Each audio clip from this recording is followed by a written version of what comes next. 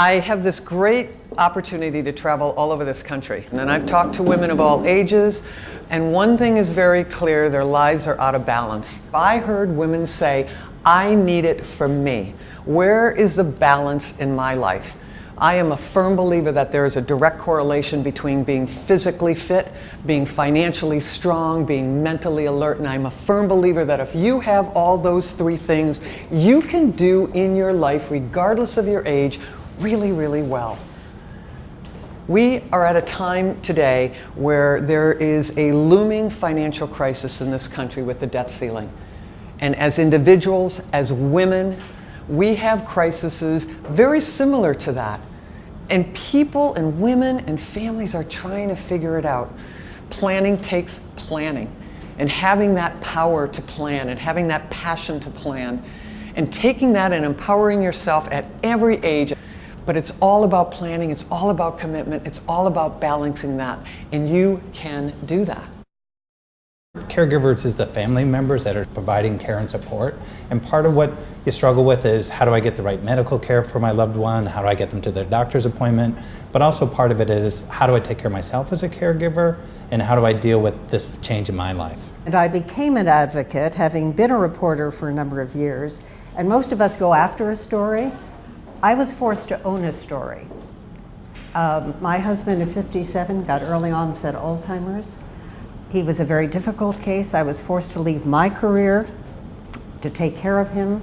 17 years later, I'm still taking care of him at home, and now I have my mother as well.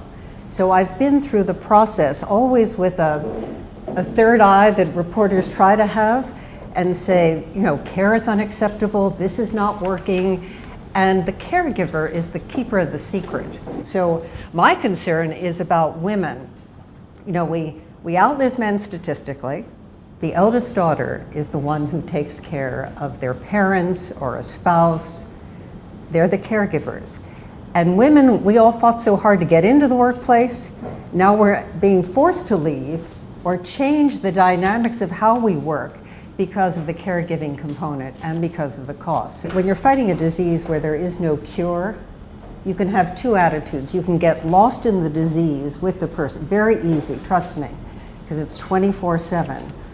Or you can say, you can flip the pain, and that advocacy has actually saved me. And if you look at most women advocates, by the way, it comes out of a source of pain. You're saying, I've got to change something. If you look at who manages the healthcare for families, it's usually the women. So usually as a guy, if it's time for me to go to my doctors, unfortunately, it's your spouse or your partner that's reminding you to do that.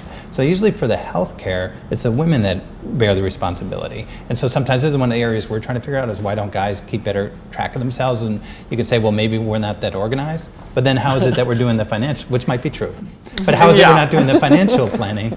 So it's an area of like what's important to us, and maybe I think the financial part is important, but I'm not taking my health and wellness is also important, and you probably want to combine. And there's where the correlation between being financially sound, being physically fit, being mentally, having those things intact makes such a difference in how you view your life and the role that you play. So you have to be strong. I work out, and I call it survival training.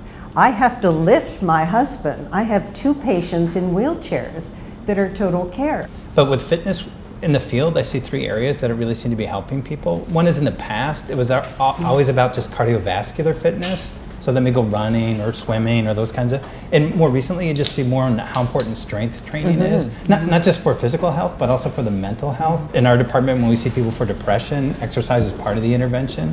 It's the combination now of cardiovascular and strength training. And then the third, and this is kind of new, is mindfulness exercise.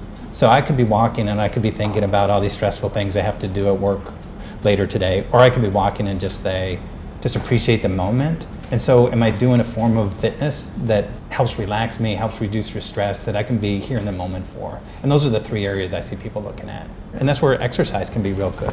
So I think for some people, a more active approach gets you that mindfulness state. I think we're in an interesting period because everyone's so anxious and tense. Whatever age you are, you're rethinking everything.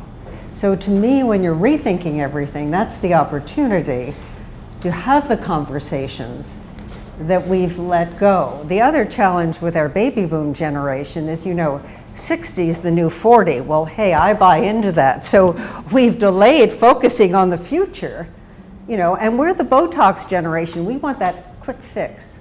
I am not immune to any disease out there, so having that financial plan in place when you're young, and I'm seeing more and more financial advisors, I'm seeing more and more young men and women going, you know what, I'm 35 and this makes sense for me.